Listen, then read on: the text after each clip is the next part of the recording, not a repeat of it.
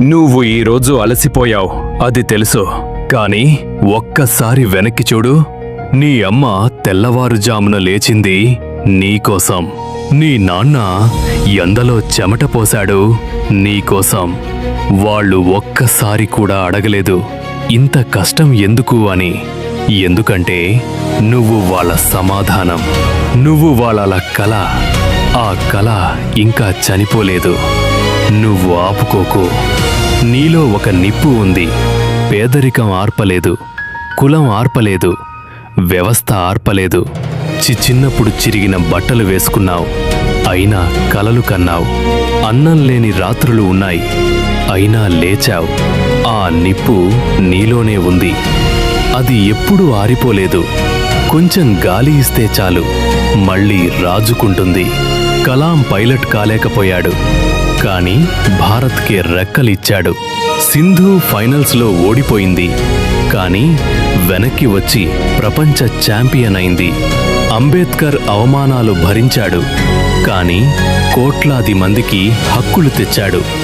వాళ్ళు నీకంటే వేరే కాదు, వాళ్ళు కూడా నీలాగే పడిపోయారు. తేడా ఒక్కటే, వాళ్ళు మళ్ళీ లేచారు. నువ్వు కూడా లేవగలవు. నీ చుట్టూ ఉన్నవాళ్లు చాలాసార్లు చెప్పారు నువ్వు చేయలేవు అని, నీకు వీలు కాదు అని, నీ వల్ల కాదు అని. ఆ మాటలు వాళ్ళ మాటలు, నీ మాటలు కాదు.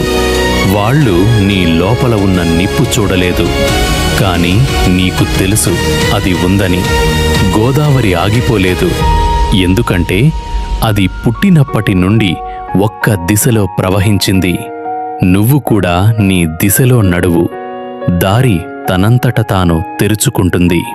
మర్రి చెట్టు పడిపోదు, ఎందుకంటే దాని వేర్లు లోతుగా పాతుకున్నాయి.